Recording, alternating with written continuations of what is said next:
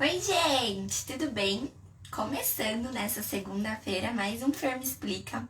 Muito bom ter vocês aqui comigo. Para quem não sabe como funciona o Fermi Explica, eu vou explicar para vocês. É o seguinte: todo domingo eu abro uma caixinha de perguntas e coloco um post no meu feed para vocês enviarem as dúvidas.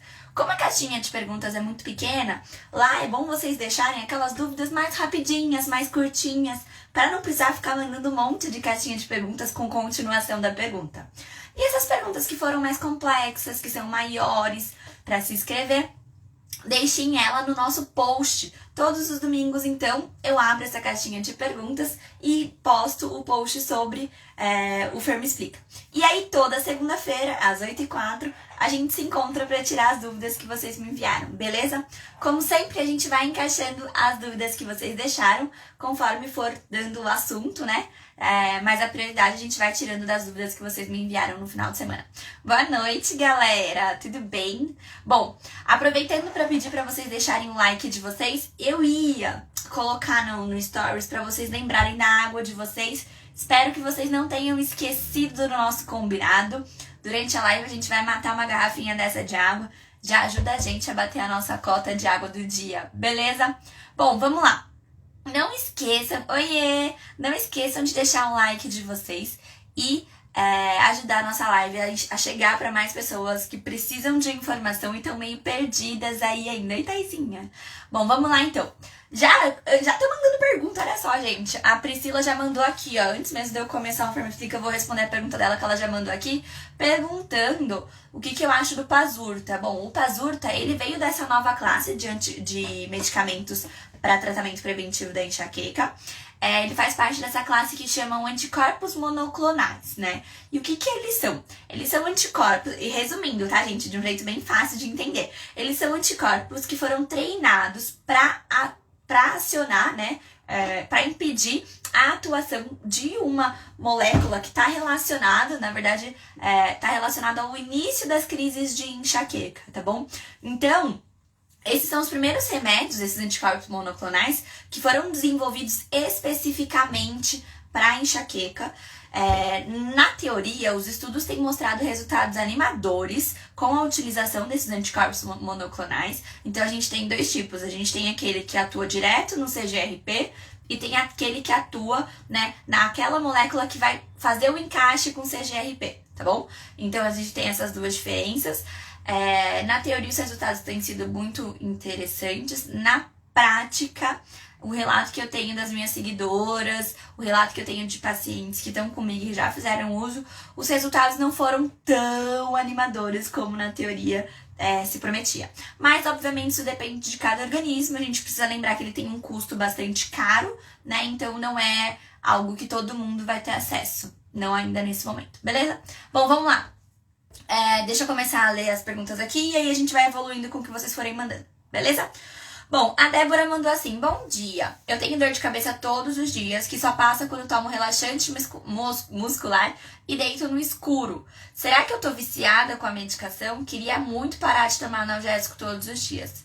Olha, Débora, né, a gente acaba usando essa palavra vício, que é uma palavra muito forte, mexe muito com o nosso emocional, né? Você fala, nossa, eu tô viciada. Mas a gente tem que entender que quando a gente usa o analgésico diariamente, a gente, em vez de estar se ajudando, a gente tá prejudicando o nosso corpo. E não é só a nossa enxaqueca, tá? É o nosso corpo como um todo, tá? Existe o que a gente chama de cefaleia associada ao uso excessivo de analgésicos, né? Nesse caso, não cabe só o analgésico, mas vai caber também anti-inflamatórios, todos esses remédios que são abortivos de crises e que a gente acaba utilizando com uma frequência muito grande. Como você tá tendo dor todos os dias, você tá tomando esse remédio todos os dias. E o que acontece? Esse remédio, ele vai te dar uma falsa ilusão de que ele tá melhorando essa dor, só que quando acaba o efeito desse analgésico, você volta a ter dor de novo. Tanto é que é muito provável que você tome o remédio todos os dias no mesmo horário. Só que qual que é o remédio que a gente toma todos os dias no mesmo horário? Um remédio preventivo de enxaqueca e não um abortivo de enxaqueca. Quando a gente fala em preventivo de enxaqueca, de uma forma geral, hoje em dia, a gente tem a utilização de antidepressivos, alguns anticonvulsivantes, antihipertensivos. Então, são remédios que, na verdade, eles foram desenvolvidos para outras patologias, mas que foi descoberto que eles auxiliavam no controle das crises de enxaqueca, tá? Então, quando você está fazendo uma utilização tão grande de analgésicos, né, de um remédio abortivo de crise, quer dizer que o seu preventivo de crise está falho. Ele tá falhando. E aí você pode dizer assim pra mim, Fer, mas necessariamente meu preventivo vai ser medicamentoso? Não necessariamente, a gente precisa avaliar esse caso, né? Mas é importante que você faça um acompanhamento com o neurologista, porque é muito provavelmente pela ausência desse acompanhamento que você tá se submetendo ao uso tão constante de analgésicos por uma frequência de dor tão intensa, tá? Então sim, você tem que controlar o uso desse analgésico. Fer, mas eu não consigo tirar ele do nada e ficar morrendo de dor. Não é essa a ideia, tá? São 2 caminhos que a gente pode seguir. Todos eles você precisa passar por um neurologista, tá? Mas você pode. Isso vai depender da linha do seu neurologista e da sua linha, do que você está disposta, né? Pode ser que ele entre com um medicamento preventivo ou não. Pode ser que, por exemplo, vocês optem pelas injeções, né? Não a injeção de Pazurt e Engelit, como a gente estava falando agora, mas o bloqueio do nervo occipital. Então, bloqueia o nervo, fica com uma diminuição um pouco da sensação dolorosa, e aí, enquanto você faz isso, né? Enquanto você está nesse efeito, você faz as mudanças de hábito para conseguir reequilibrar seu organismo e diminuir a chance de você ter crises. Com isso, você consequentemente vai diminuir a quantidade de analgésicos que você está utilizando. Então é importante que você faça um acompanhamento adequado. E mesmo antes de você passar com o neurologista, todas as mudanças que a gente fala aqui, as mudanças de hábito, elas não têm efeitos colaterais, tá? Então assim, o único efeito que você pode ter é uma melhora da sua saúde. Aliás, a gente tem um efeito que pode acontecer, que algumas seguidoras têm relatado pra mim, que é a perda de peso, que pode acontecer em alguns casos quando você se alimentava de forma muito errada ou quando você era sedentária. Obviamente, nesse caso, quando você passa a se alimentar de uma forma saudável e adequada e realizar atividade física diariamente, você naturalmente vai acabar perdendo um pouco de peso, mas isso não vai ser pra sempre, né? Você vai estagnar nessa perda de peso assim que seu corpo se adaptar com esse novo estilo de vida que você escolheu, beleza? Vamos lá. A Lídia mandou assim: Oi, Fer, tenho crise de enxaqueca mais intensa no período menstrual. Se minha enxaqueca é mais por conta da menstruação, TPM, significa que posso comer coisas proibidas para enxaquecoses? Não, Lídia, o que acontece, né, gente? A gente fala muito de enxaqueca menstrual, inclusive a gente tem feito várias lives sobre isso, mas o que acontece? Quer dizer que, vamos parar pra pensar. Quando a gente fala sempre em mudanças de hábito, as pessoas que fazem as mudanças de hábito, elas conseguem ter uma melhora na enxaqueca menstrual. Por quê? Porque raramente um único fator isolado é capaz de fazer você ter uma forte crise de enxaqueca se o resto tá em equilíbrio, tá? Obviamente a gente não tá falando aí de um gatilho alimentar, tá? Mas, por exemplo, mudança climática, né? Eu tenho crise quando muda o tempo. Você tem crise quando muda de tempo porque juntam 2 fatores. Existe um outro fator no seu organismo que está alterado. Ou é o seu sono que não tá ok, ou é a hidratação que não tá boa, ou é o sedentarismo, né? Ou é o excesso de estresse. Então são vários fatores que podem estar alterados. E aí quando se juntam com um outro fator, isso gera uma crise de enxaqueca forte. Tá? Então, se você tem uma crise de enxaqueca muito forte no período menstrual, que é uma coisa que acontece em cerca de 70% das mulheres que sofrem com enxaqueca, elas observam uma piora no período menstrual, quer dizer o quê? Quer dizer que as alterações hormonais, principalmente, a gente tá falando, né, as alterações dos níveis de estrogênio, elas são um gatilho, um fator desencadeador para suas crises de enxaqueca. Só que, se todos os outros fatores, que são aqueles 5 que a gente comenta aqui, tiverem em equilíbrio, você não vai ter uma forte crise de enxaqueca nesse período. Quais são os 5 fatores que a gente sempre comenta aqui? Gente, eu não vou cansar de perguntar isso pra vocês, que é pra ver quem é que tá prestando atenção nas nossas lives. Comenta aí pra mim. Quais são os 5 fatores que precisam estar em equilíbrio para que a gente consiga controlar as crises de enxaqueca? Vamos lá. Enquanto isso, eu vou tomar minha água. Espero que vocês tomem, vocês também. Ali. Babei. Quais são os 5 fatores que precisam estar em equilíbrio?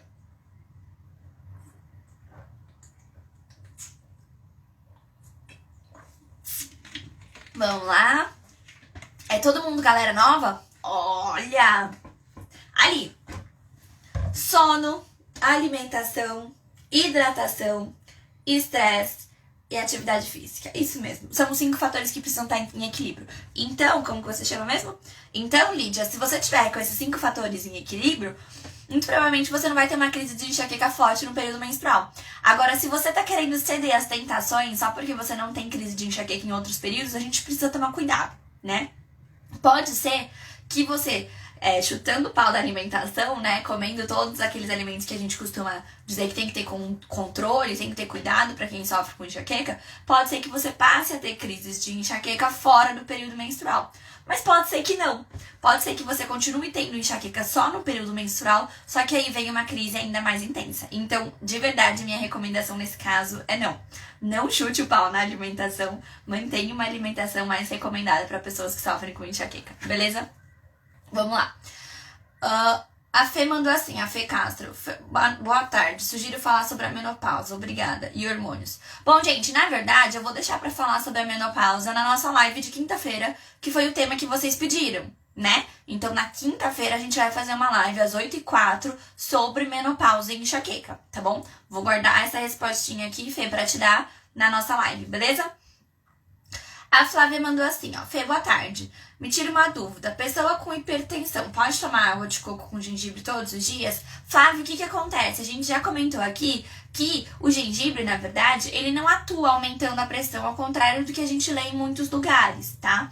Mas, se você sofre com pressão alta e toma medicamento para controle da pressão, a gente não recomenda a utilização do gengibre. A não ser que você converse com o seu cardiologista e ele libere. Por quê? O gengibre não vai aumentar a sua pressão nesse cenário. O que ele pode fazer? Ele pode interferir no mecanismo de funcionamento do remédio que você toma para controlar a pressão. E aí isso pode fazer com que você tenha oscilações de pressão, tá? E é por isso que a gente recomenda que se você sofre com pressão alta e toma medicamento para pressão, passa com seu cardiologista e pergunta para ele qual é a opinião dele no seu caso da utilização do gengibre. Beleza? Só nesse cenário, tá, gente? Além disso, aliás, só nesse cenário não. A gente também não recomenda a utilização do gengibre para quem tem hemorroidas, né? E para quem toma medicamento ou tem problemas de coagulação no sangue. Beleza? Bom, vamos lá. Deixa eu ler alguma das perguntas que apareceram aqui. Tenho cefaleia em salvas, difícil de melhorar. O único remédio que está resolvendo é loratadina e budesonida. Spray nasal. Então, Fê, a cefaleia em salvas, ela é um tipo de cefaleia que, na verdade, ela não responde muito a mudanças de hábito, tá? É uma cefaleia que ela é pouco comum, né? Ela é muito agressiva, né? Não sei se você chegou a ver o vídeo que eu fiz sobre ela. E o tratamento dela é basicamente medicamentoso nesse cenário, tá? Então, se a medicação não tá fazendo efeito, né? Depende do tempo que você tá utilizando essa medicação, tá? Mas se você já estiver utilizando ela há 3, 4 meses e você não sentir nenhuma melhora, aí é importante você conversar com o seu neurologista sobre a possibilidade de mudar essa medicação, tá bom? Vamos lá.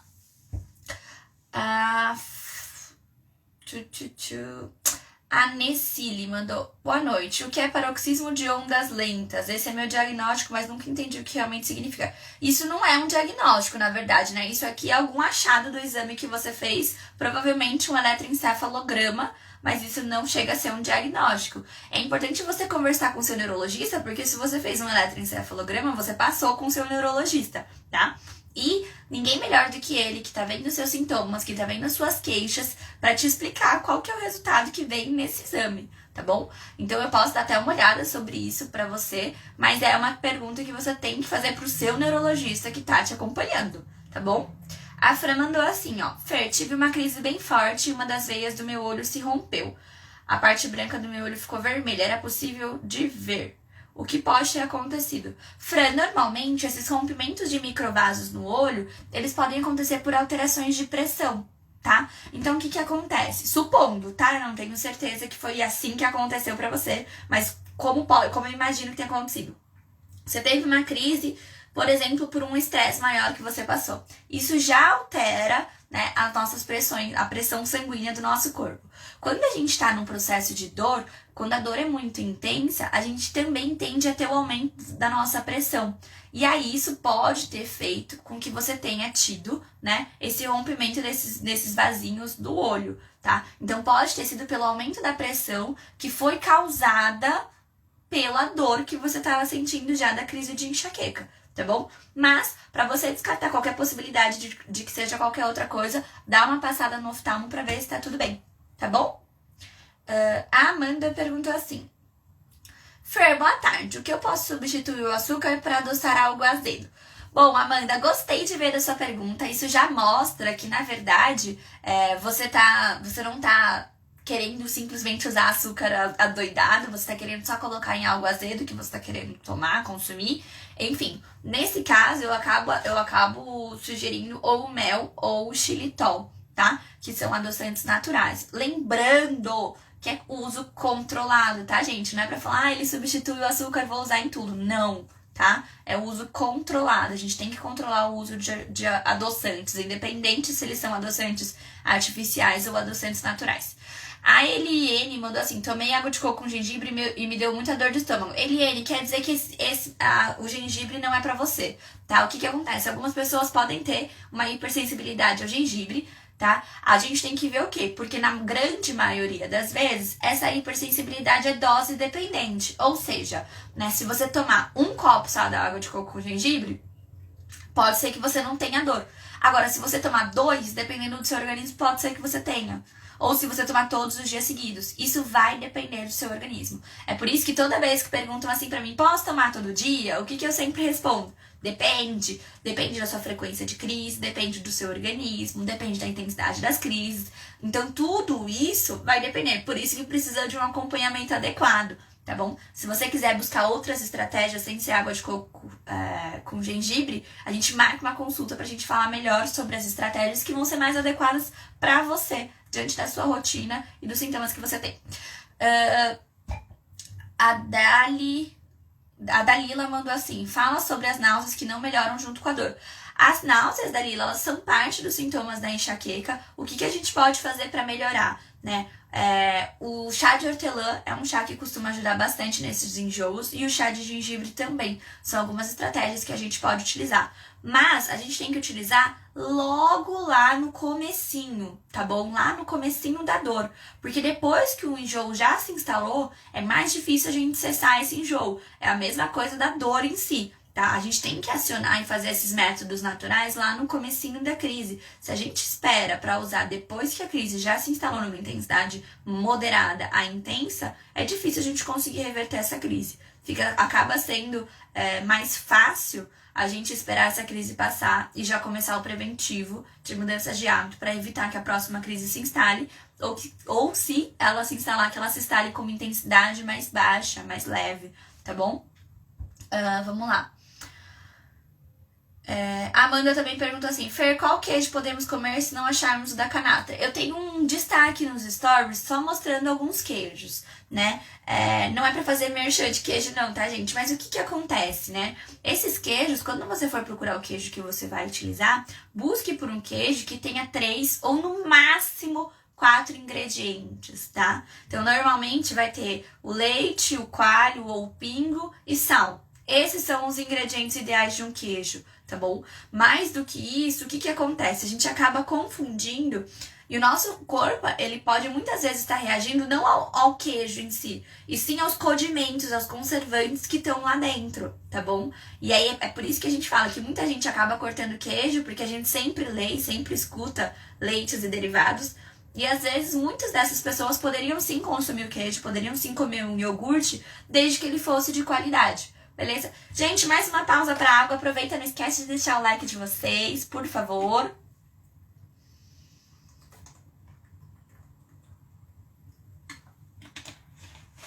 E com relação à ressonância, Fê, a ressonância, quando a gente fala de enxaqueca, a ressonância, o eletroencefalograma, a tomografia, nenhum desses exames vão vir alterados, gente. Ele pode vir alterado por outro motivo, tá? Mas se for enxaqueca, ele vem normal, ele não vem alterado, tá bom? Vamos lá. Ju Mendonça. A Ju mandou assim: boa tarde, venho te acompanhando e é a primeira vez que faço uma pergunta.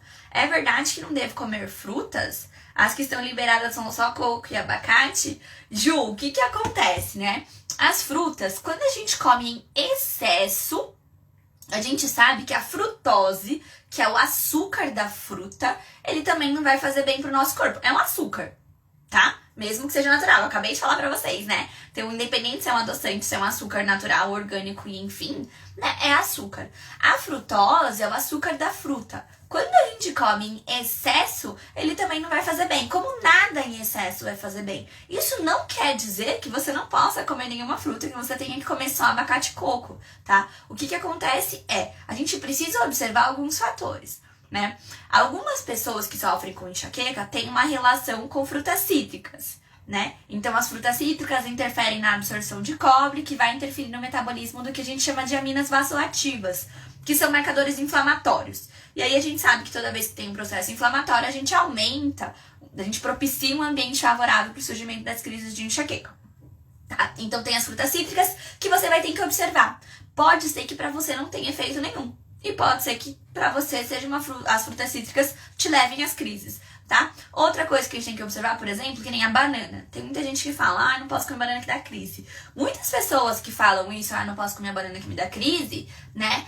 Não conseguem comer a banana sozinha. Mas se come a banana com uma outra fruta, uma outra boa fonte de gordura ou de fibras, por exemplo, não tem problema. Então, quando come a banana com abacate, por exemplo, não tem crise. Quando come a banana sozinha, tem. Quando come a banana com chia, não tem crise. Ou a banana com iogurte, não tem crise. Mas a banana sozinha tem. Então, o que a gente tem que fazer? A gente tem que observar o seu organismo.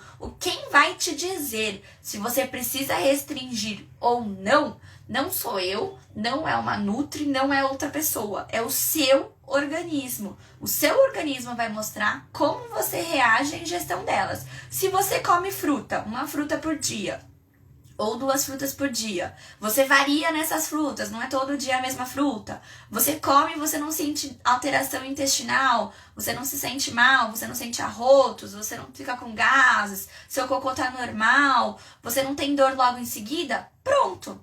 Quer dizer que essas frutas que você tá consumindo estão ok, tá bom? Então, toma muito cuidado com essas dietas muito restritivas. Para começar, toda dieta que é muito restritiva, aliás, toda dieta, né, ela tem que ser realizada com acompanhamento de um nutricionista, tá? Quando eu falo de alimentação aqui, eu não tô passando para vocês uma dieta. Eu estou falando de alimentos pró-inflamatórios e alimentos anti-inflamatórios. Alimentos que são bons para quem sofre com enxaqueca e alimentos que são ruins para quem sofre com enxaqueca.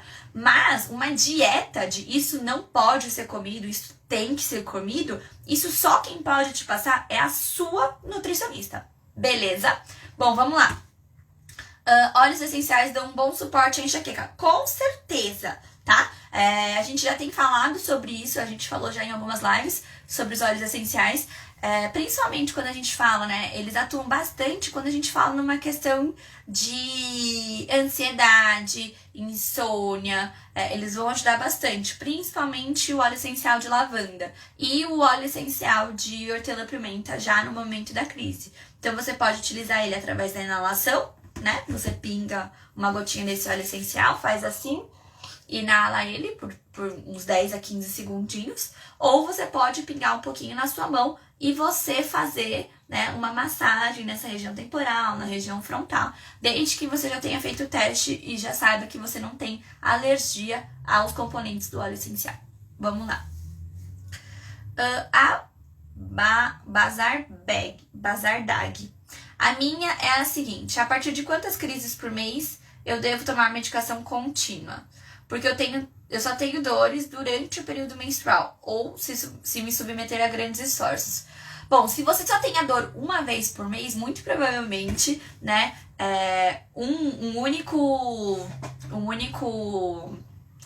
Perdão, gente, perdi a linha. Li as perguntas, eu me perco, vocês sabem, né? Se você só tem dor, né? Se você só tem enxaqueca, sua enxaqueca é puramente menstrual, você só tem no período menstrual, muito provavelmente você não vai precisar de um medicamento contínuo, tá? Se você só tem dor nesse período. O que pode ser indicado para pacientes que sofrem com enxaqueca no período menstrual, né? Só no período menstrual, que é o que a gente chama de enxaqueca menstrual pura, né? Em alguns casos, alguns neurologistas indicam a utilização de algum anti-inflamatório um pouco antes da menstruação vir.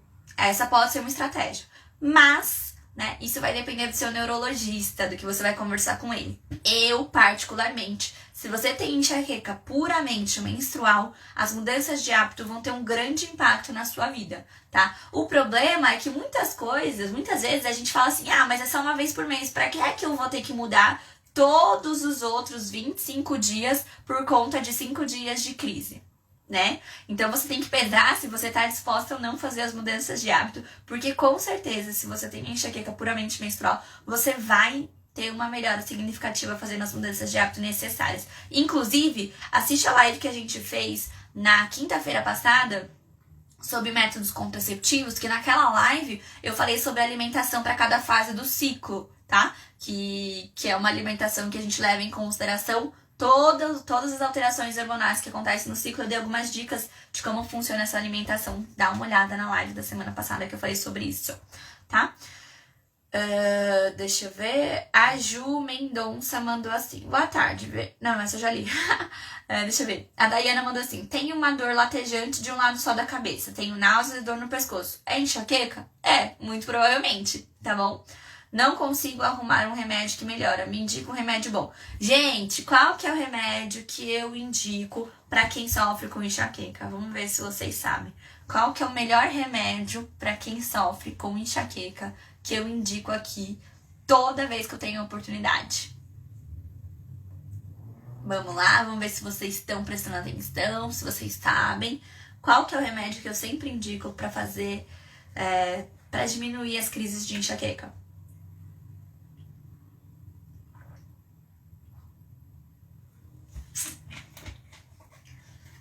Exato, Ana Cris. Mudanças de hábito. Boa, Rê. É isso, tá, gente? Eu não falo de... então vamos tomar tal remédio que melhora. Gente, primeiro, por quê?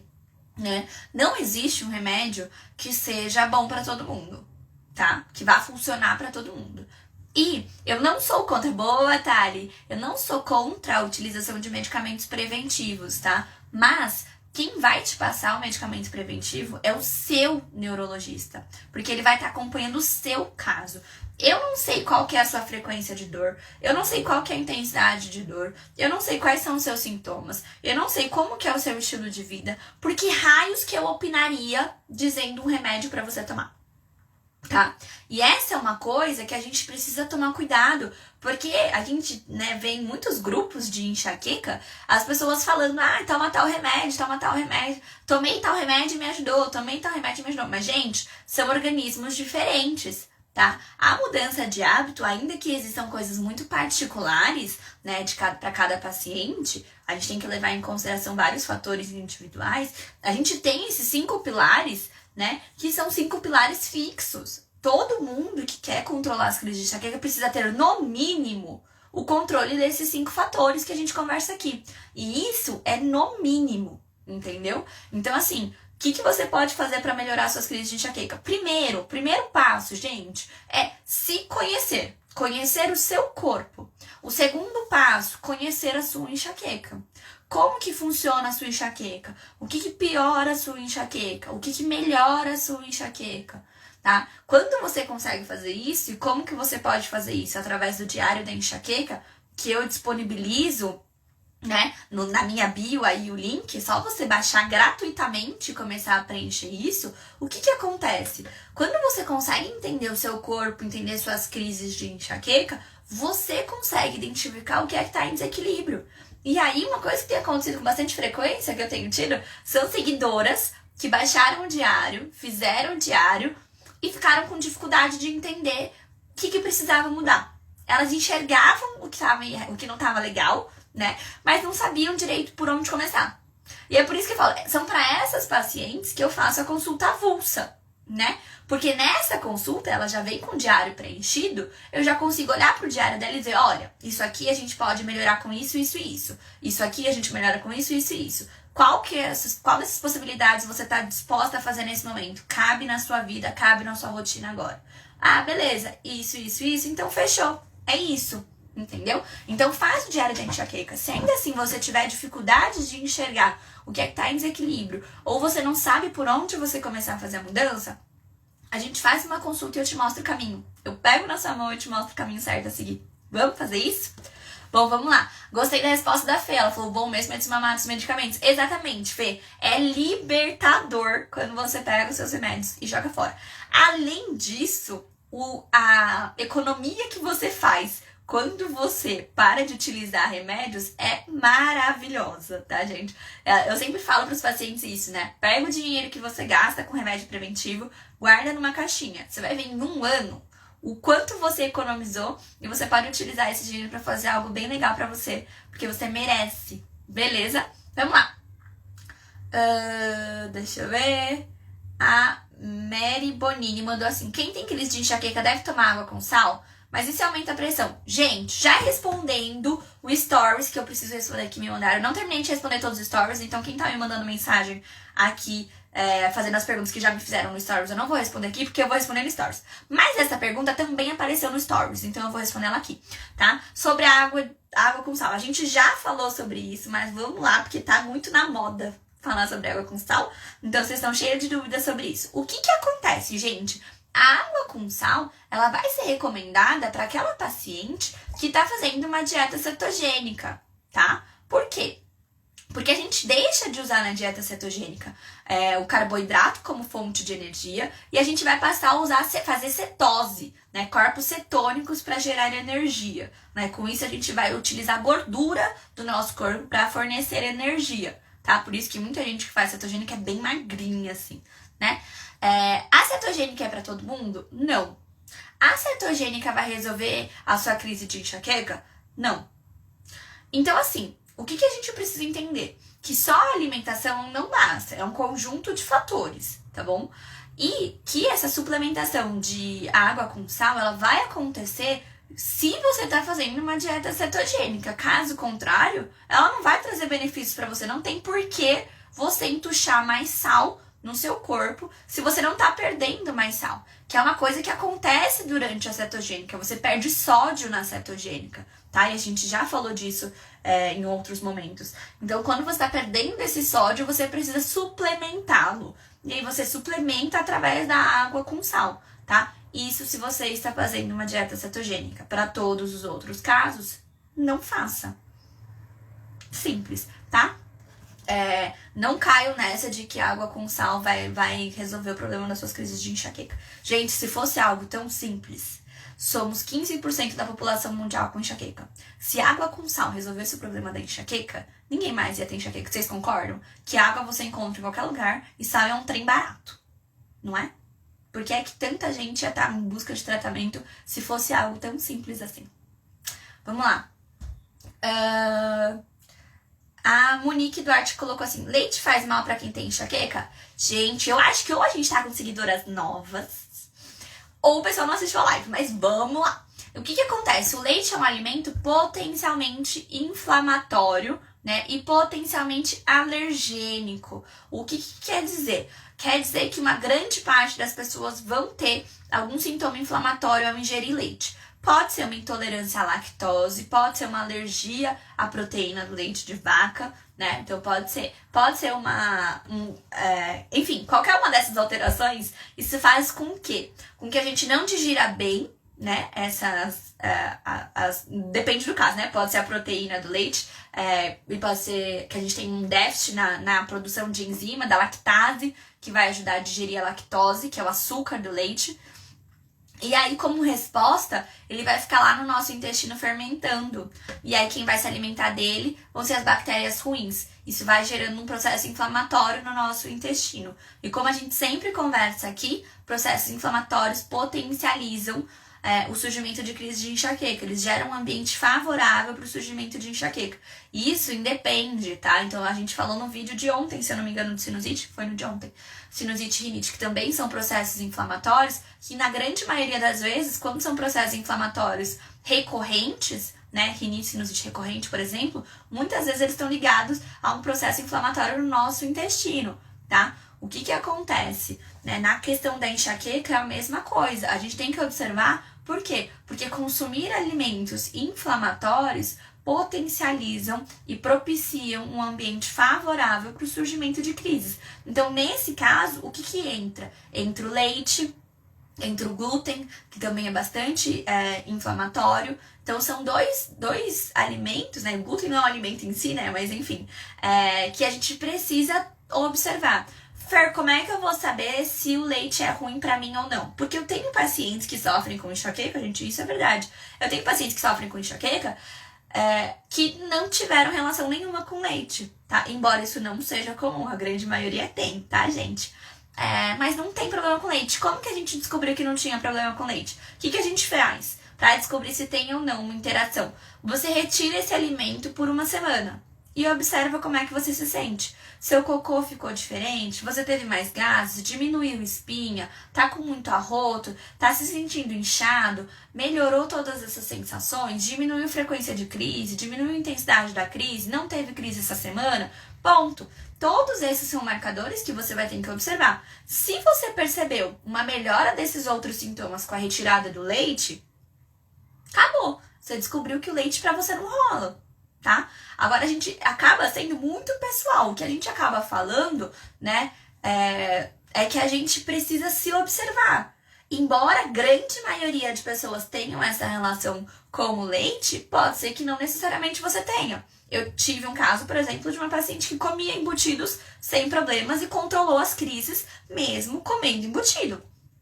Que todo mundo sabe que não faz bem para quem sofre com enxaqueca. Então isso vai depender do seu organismo, beleza? Vamos lá. Deixa eu ver. A Miriam.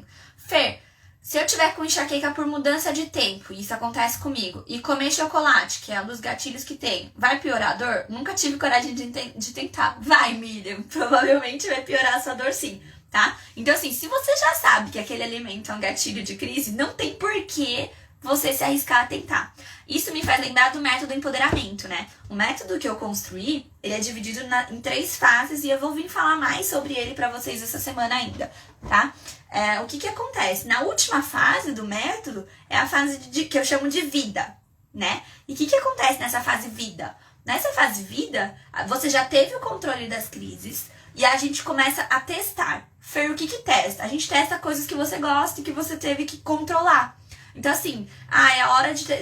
Eu controlei o leite, não tinha certeza se ele melhorava ou não, mas eu controlei o leite. E aí, eu não sei se ele tinha relação com a minha enxaqueca. É nessa fase, na fase vida, que é a última fase do método empoderamento, que a gente vai colocar esses alimentos de volta na sua rotina, um por um, pra gente entender qual deles tinha relação com a sua crise de enxaqueca. Por quê? Porque os seus gatilhos alimentares também vão mudar conforme a gente fazer as mudanças de hábito. Então pode ser que coisas que antigamente deflagravam crise em você, por quê? Porque existia um desequilíbrio como base já, né? Então ele juntava sendo o segundo fator para deflagrar uma crise. Pode ser que quando a gente consiga equilibrar os seus, né, esses 5 fatores, aquele alimento deixe de ser um gatilho para você porque tá tudo em equilíbrio, beleza? Alguém perguntou, carne vermelha piora a enxaqueca? Pode piorar. Por quê? A carne vermelha, ela é mais difícil de ser digerida pelo nosso organismo. Enquanto a gente leva 1h30 para digerir um peixe, 2 horas para digerir um frango, a gente demora de 3 a 4 horas para digerir uma carne, né? Dependendo do pedaço, da quantidade de carne, dependendo, né, da nossa saúde intestinal. E aí o que acontece? Se você não tá com a saúde intestinal boa, ou se você come muita carne, ou se você come muita comida de uma vez, o que pode acontecer? Essa carne pode não ser digerida totalmente, ou ela vai ser digerida de uma forma bem mais lenta. Enquanto isso, o que vai acontecer? Esse alimento vai fermentar no seu intestino. E aí as bactérias ruins vão se alimentando dele, tá? Isso pode favorecer o surgimento do que a gente chama de desbiose intestinal, que é quando a gente tem as bactérias ruins, que falando mais alto do que as bactérias boas. E aí, isso vai fazer com que a gente não consiga absorver todos os nutrientes, vitaminas e minerais da nossa alimentação. E esses déficits de nutrientes, vitaminas e minerais na alimentação pode favorecer um ambiente favorável para crises. Além do processo inflamatório que você vai estar sofrendo lá dentro, justamente por esses resíduos de alimento que não estão sendo bem digeridos, tá bom? Então, posso comer carne vermelha todos os dias? Não é aconselhado, tá? Mas você pode comer a carne vermelha. Desde que o seu intestino esteja funcionando bem, ele não vai ser um grande problema pra você. E quem é que vai observar isso? Você. Então, por exemplo, eu tolero bem carne, mas se eu vou para um churrasco e eu não como salada e legumes e como só carne, o que que acontece? Meu cocô não fica legal, eu fico peidando fedido, eu fico conversando com aquela carne um tempão, eu arroto muito. Isso é um sinal do quê? É um sinal de que eu não tô digerindo bem aquela carne. Ela tá fermentando lá dentro. Tá? Então eu já sei que quando eu quero comer a carne, eu preciso fazer um outro prato grande, né, com salada e legumes, senão não funciona. Mas isso varia de pessoa para pessoa, tá bom? Tem que observar sua saúde intestinal. Chá de hortelã é bom para quando está no comecinho da dor e evitar que se intensifique. Ele é bom pro enjoo, mais pro enjoo. Quando você tá lá no comecinho da dor, para você evitar que ela intensifique, no caso de chás, o chá de hortelã acaba sendo uma opção melhor. O chá de hortelã, ó, o chá de gengibre acaba sendo uma opção melhor, tá bom? Vamos lá. Tirar cochilo à tarde provoca enxaqueca por quê? Para pra pensar, você desregula, né? O cérebro de quem sofre com enxaqueca é um cérebro muito sensível, gente. Então, todos os estímulos diferentes que você dá pra ele, ele fica assim, né? O que tá acontecendo? O que tá acontecendo? O que tá acontecendo? E aí, a resposta que ele dá é o quê? Dor, tá? Então, quando você tira um cochilo da tarde, você envia pro seu cérebro que chegou a hora de descansar. Primeiro que a gente tem que observar o quê? Por que você tá tirando o cochilo da tarde? Se você tá tirando o cochilo da tarde, muito provavelmente você não tá dormindo bem. E aí, uma boa qualidade do sono é essencial para evitar crises de enxaqueca. Então, se você tá com sono de tarde, é porque o seu sono de noite não tá bom. Ou seu sono de noite não tá bom, ou você tá comendo muito carboidrato na hora do almoço. E aí, isso vai te dar sono depois do almoço. Mesmo que o seu sono esteja em ordem, o seu sono da noite esteja em ordem, se você comer muito carboidrato no almoço, você vai ter sono também. Então, a gente tem que observar que pode ser 2 fatores. A gente vai ter a alimentação, que a gente tem que observar como é que tá. A gente tem que observar como é que tá a sua noite do sono, porque tudo isso já influencia para que você tenha dor, tá? E aí, quando você deita lá de noite, né? Você deita de noite não, você tira um cochilo da tarde. Você manda mensagem pro seu cérebro, tá na hora de dormir, tá na hora de dormir. Ele acalma todo o seu corpo. De repente você fala, tram, acorda, vamos. Hora de trabalhar de novo, hora de fazer... O que você gera no seu organismo? Um estresse. E o estresse, ele é favorável pro surgimento do quê? De crises de enxaqueca. Então, provavelmente, você tem 2 fatores associados a esse seu cochilo da tarde, tá? E ao surgimento de dor. Ou é a alimentação e a qualidade do sono noturno, né? Um desses 2, ou às vezes até os 2, associado ao estresse que você gera quando do nada você acorda no meio da tarde e fala pra ele, e aí, cérebro, vamos trabalhar, querido? Tá bom? Vamos lá.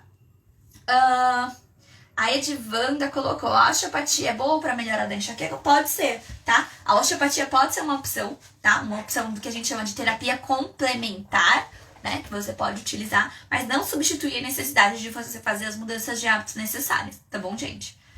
A Tamires mandou assim, olá, gostaria de saber se é normal sentir a visão embaçada e a cabeça com sensação de estar vazia, mesmo eu não estando naqueles dias com dor de cabeça. E esse sintoma muda, cada vez é de um lado do olho e também da cabeça. Já fiz tudo quanto que foi exame de imagem. Tamires, o que acontece?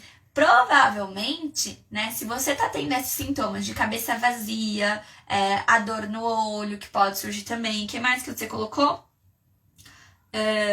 A vista embaçada, tudo isso são sintomas, sim, que antecedem a dor de cabeça da crise de enxaqueca. E existe o que a gente chama de enxaqueca sem dor de cabeça. Você pode ter os 2, tá? Você pode ter a enxaqueca comum e pode ter também a enxaqueca sem dor de cabeça. E o que é essa enxaqueca sem dor de cabeça? Você vai ter todos os sintomas de uma crise de enxaqueca, exceto a dor de cabeça, tá? Então, muito provavelmente é isso que tá acontecendo com você. Fer, como que é o tratamento para quem sofre com enxaqueca sem dor de cabeça?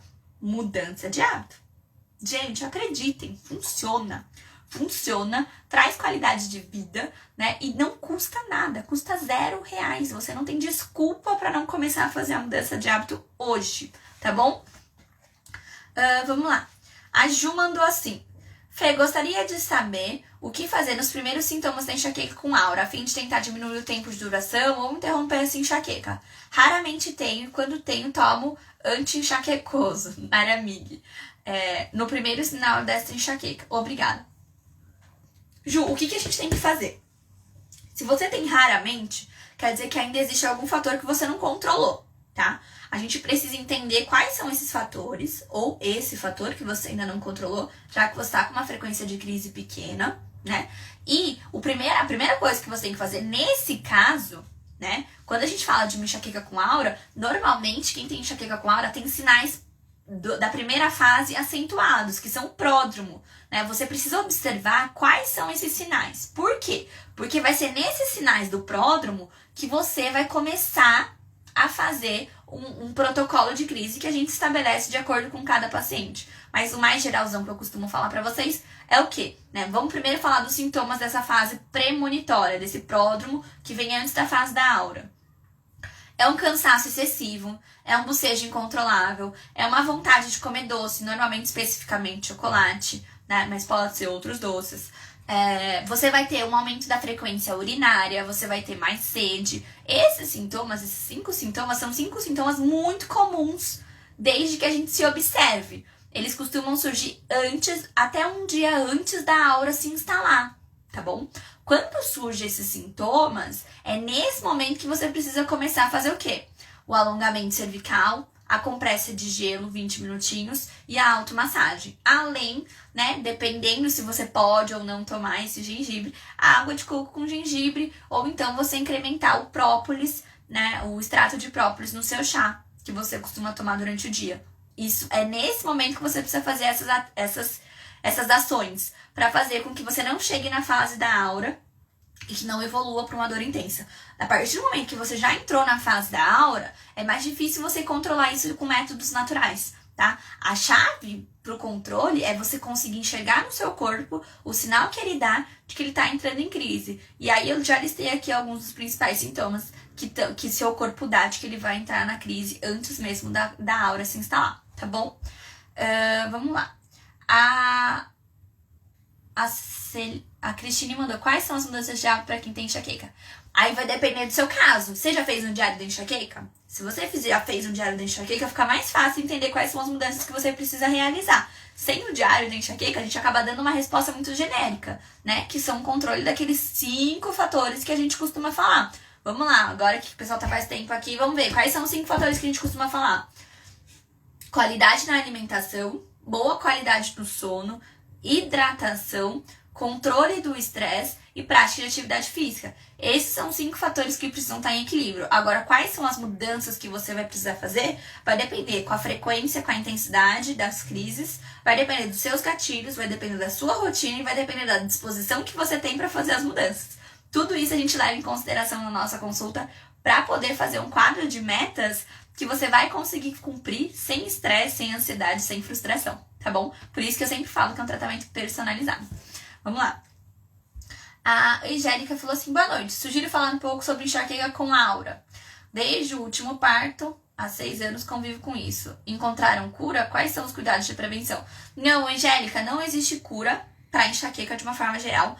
E não existe um tratamento específico só para aura, tá? O que acontece? Quando a gente controla os fatores que estão envolvidos, estão levando o seu corpo ao desequilíbrio, a gente consegue controlar a diminuição do surgimento das crises e, com isso, do surgimento da aura, tá bom? Então, o tratamento de mudança de hábito acaba sendo o mesmo para quem sofre com enxaqueca com aura e para quem sofre com enxaqueca sem aura, tá?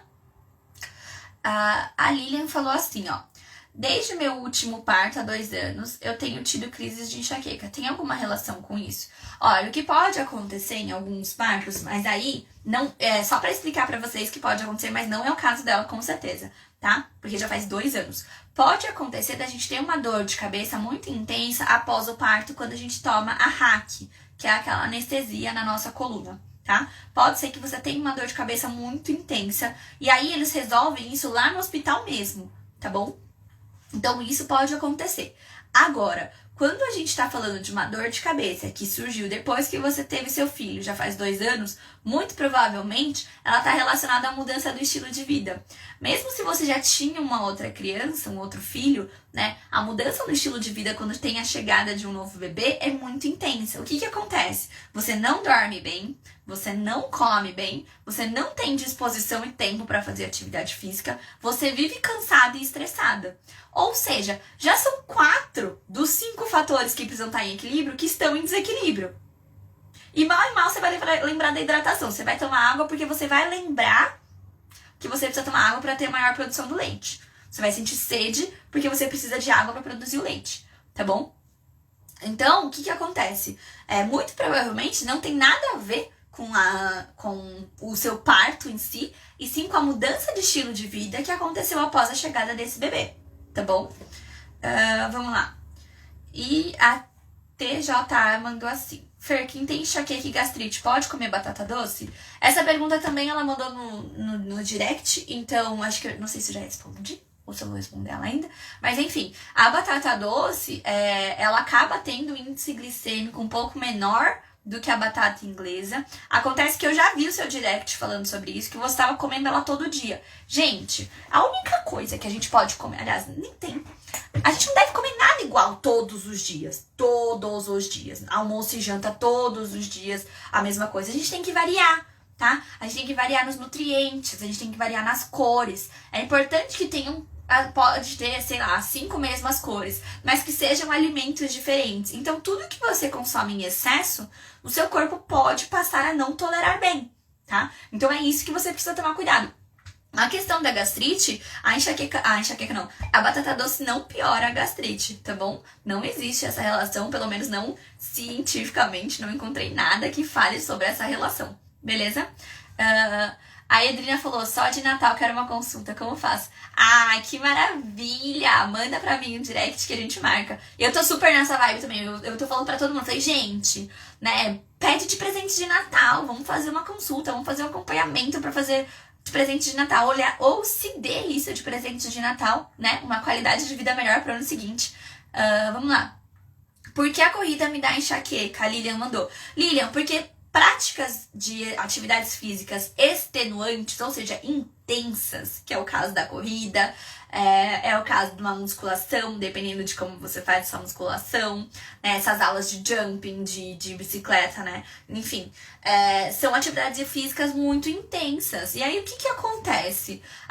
Quando a gente faz tanto esforço físico, a gente faz o que eu expliquei no vídeo esses dias, uma manobra que a gente chama de manobra de Valsalva. A gente aumenta a pressão do nosso abdômen, intraabdominal, e vai gerar uma alteração na nossa pressão, tá? E essas alterações favorecem o surgimento de crises, tá? Mas não necessariamente a gente vai estar falando de uma crise de enxaqueca. Pode ser que você tenha aquela cefaleia primária do esforço físico, né? Que vai ser uma dor de cabeça que pode surgir quando você espirra, quando você faz cocô, quando você sobe escada, né? Isso tudo pode acontecer também em resposta a esse esforço físico, mesmo não intenso nesse caso, tá bom? Normalmente, quando a gente fala de um esforço físico intenso, como é o seu caso, tá? Da corrida, ele pode, sim, potencializar o surgimento de crises. E aí, o que a gente tem que fazer? A gente tem que fazer uma prática regular com menor intensidade. Fer, isso pra sempre? Não. Tá? Isso quer dizer que nesse momento, com o equilíbrio que você tem no seu corpo ou com o desequilíbrio que você tem nele nesse momento, você não consegue tolerar uma atividade física mais intensa. Qual que é a ideia, né?